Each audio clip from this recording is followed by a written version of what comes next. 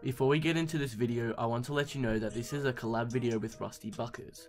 He is a brilliant NBA YouTuber. You might know him for his amazing what if videos. Anyway, I'm collabing with him in today's video. I'll leave the link to his channel in the description below and the video we made on his channel.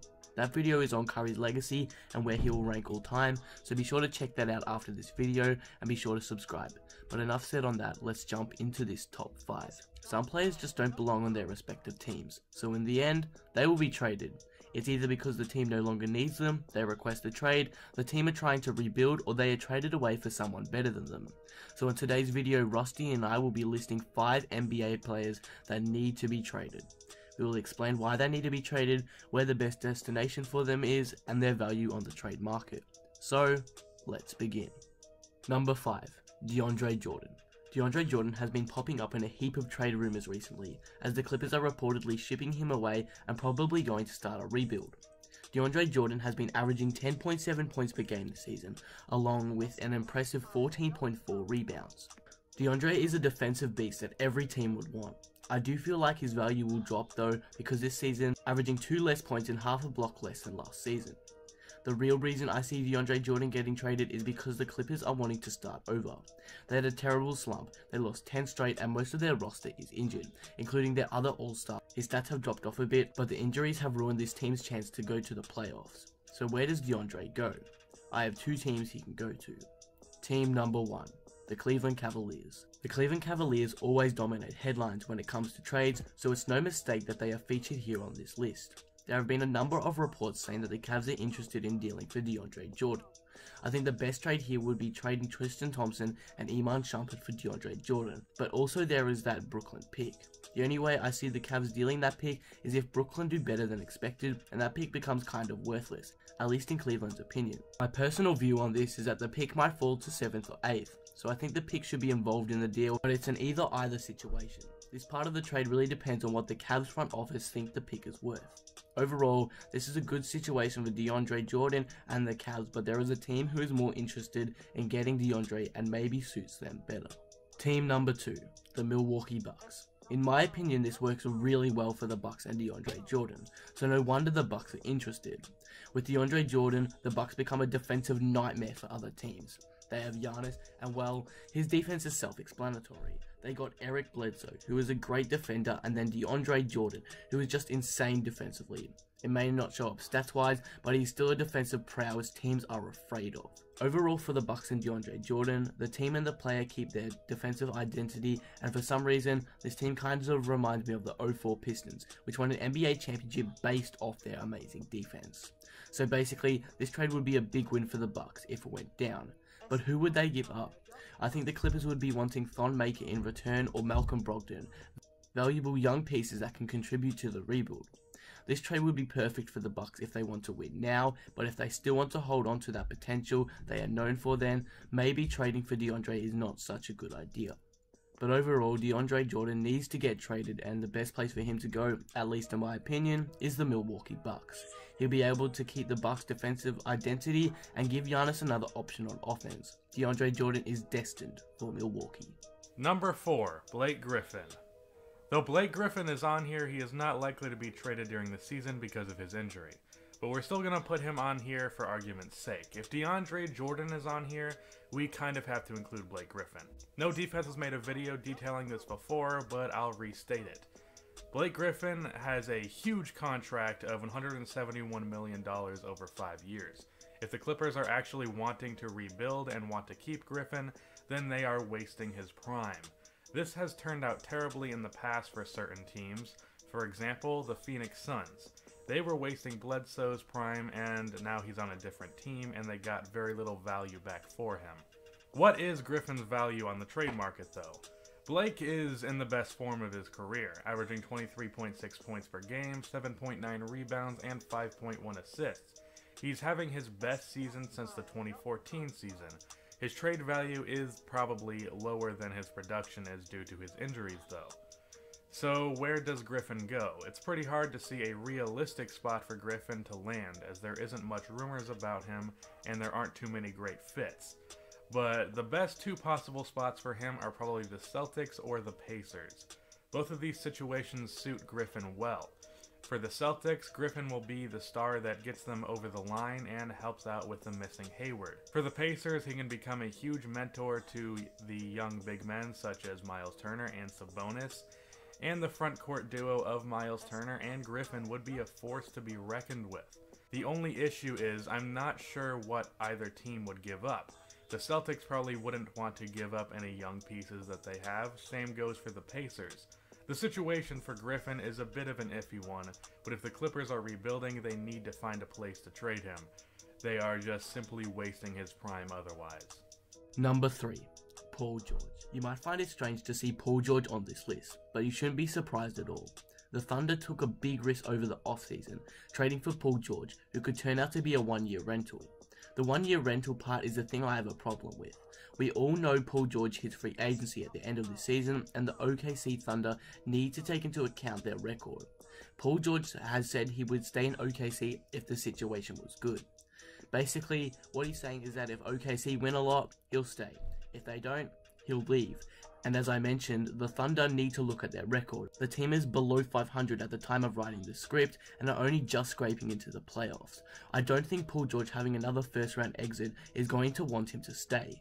So in my opinion, OKC need to meet with Paul George before the deadline and ask him on his thoughts for next season, and if he doesn't seem like he wants to stay, trade him, because you don't want to end up like the Bulls with Butler and get nothing when you trade him at the last second, or end up like themselves in 2016 when KD ditched them to the Warriors in free agency and they got nothing in return. You never want to be in that situation, and that's why Paul George needs to be traded. With free agency looming and the Thunder failing, maybe it's time to part ways with Paul George. On the trade market, Paul George has a very high value, at least for now.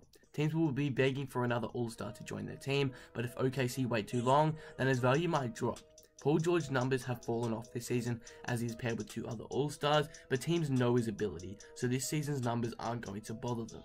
In my opinion, Paul George only has one destination to go to, and that's LA. More specifically, the Lakers. There have been hundreds if not thousands of reports and rumors that Paul George wants to play in LA, so there is no doubt that LA will be his requested destination. If he is traded there, I'm sure he will be as happy as can be, and that's a good thing. This trade also works for the Thunder too. There have been rumors that Julius Randle, the young talented power forward from the Lakers, is wanting a trade, and maybe OKC is the best place for him. First of all, he'll be starting, OKC can move Carmelo back down to his natural position, the small forward, and Randle will be in a winning situation too. I mean, clearly not right now, but they are still playoff contenders, and that's further than what Randle has got with the Lakers. Overall, this looks like a match made in heaven. Both teams get what they need, and Paul George gets a great new team to play with in the lights of the Staples Center. But overall, Paul George needs to leave OKC because OKC don't want another All-Star ditching them for nothing, do they? Number 2, Marc Gasol. The Memphis Grizzlies have had a lot of drama recently. They fired Coach Fizdale, which sparked a lot of controversy. Many suspected that his firing was due to him benching Marc Gasol. Now many are suggesting that Marc Gasol should have been traded instead of firing Coach Fizdale. But with the Grizzlies falling to the bottom of the West out of nowhere, the Gasol trade seems inevitable. Gasol says that he won't request a trade, but will accept one if the team does decide to ship him away. So what's Gasol's value? Marc Gasol is a great center and a really good second or third option on a top-tier NBA team. He can give you 30 when he wants and be the person that you can rely on in the final moments of a game. Gasol has been averaging 18.9 points per game this season, along with 8.6 rebounds and 4 assists. But where does Marc Gasol end up if he's traded? There is one option that sticks out more than the rest, and that's, just like for DeAndre Jordan, the Cleveland Cavaliers. This trade would be similar to the Jordan one. The Cavs would have to give up Tristan Thompson and Iman Shumpert for Marc Gasol, and maybe the Cavs would also have to give away Brooklyn's first-round pick, but it's really up to them. The whole Nets pick situation is really interesting because it seems to have differing value. Some say it will be only around the 8th pick in the draft, but it really depends. It would be an interesting yet hard decision for the Cavs to trade that pick.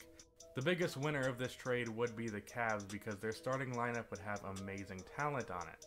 This is what the Cavs starting lineup would look like come playoff time. At the point guard, they'd have a healthy Isaiah Thomas, who is still capable of going out for 30 at any point. At shooting guard, they'd have the rotation of J.R. Smith or Dwayne Wade, depending on what you want out of the offense. At small forward, they'd have LeBron James. At power forward, they'd have Kevin Love. And at center, they'd have Marc Gasol, who could be a glue guy for the whole lineup. That's a pretty deadly lineup, and you could say that it could potentially take down the Warriors, or at the minimum, compete with them. Gasol needs to be traded. The chemistry issues in Memphis seem pretty bad, so that is clearly not the ideal situation for the Grizzlies, or any team for that matter. And maybe the Cavs are the best place for Gasol. Number 1. Kemba Walker. Kemba Walker has been in a lot of trade rumors recently, and there is a lot of debate over whether he should actually be traded or not. I think he should, for these simple reasons. He can't lead a team. I mean, look at the Hornets now. They are 13th in the weak Eastern Conference, even though they have 2 all-star type players in Dwight Howard and Kemba Walker. Also, I think that Kemba would be a much better player as a second or third option on a team, because he isn't getting his team enough wins and his playstyle just suits that role overall. Since Kemba Walker is an all-star caliber player and actually was an all-star before, his trade value would probably be very high and a lot of teams would want him. So where does Kemba land? In my opinion, he has 2 spots that would suit him the best. First is the Denver Nuggets. This is a really good destination for Kemba Walker and a really good trade for the Nuggets and Hornets. Kemba gets to be a second option and play alongside another great offensive player like him, Nikola Jokic. Though Jokic is kind of slumping this season, he is still a great player, and the duo of Kemba and Jokic would be awesome to watch.